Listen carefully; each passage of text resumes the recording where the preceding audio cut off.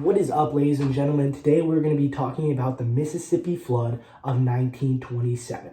So essentially what happened was heavy rainfall was coming down for months, and it caused the water levels of the river to rise.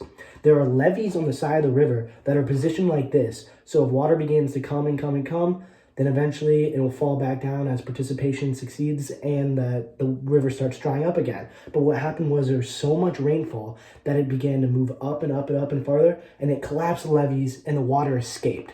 So this was very devastating. It actually impacted around 8 states because the Mississippi River runs through around 8 states.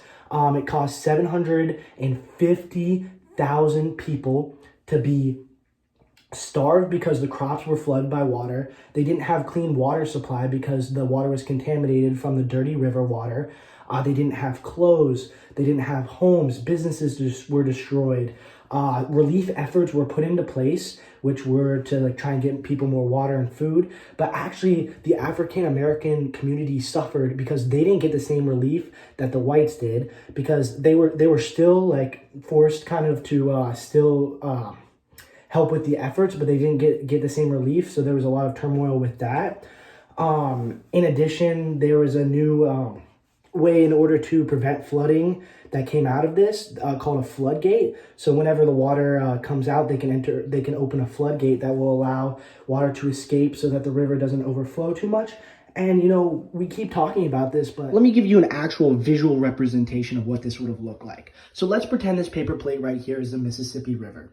Okay, so there's water already in it, and if you look on the sides, there's a little area around it that will keep the water inside. So let's say that it rains, okay? You fill it up, and the water is still inside of the river because of the levees on the side. Let's call those the levees. But what happened in the Mississippi River flood is that there was so much precipitation through rain that eventually the water kept coming and coming and coming until all of a sudden flooding started to occur. The levees have broken, and then now the crops, the food, the water supply is all contaminated from that. But let's talk about a solution to this that came from the Mississippi River flood. What scientists came up with was a design that allowed water to move out of the river when too much came in. It's also called a floodgate. So let's just say that this is an unhealthy level for the water to be at, so you need some to come out. A floodgate essentially would take another body of water and connect it to the river, and whenever they needed to, they would open the floodgate so a little bit could be emptied into there, and then now you have the river at a safe level again. Thank you so much for listening to my presentation. I hope you learned a thing or two, and I hope you have a great day. Signing off.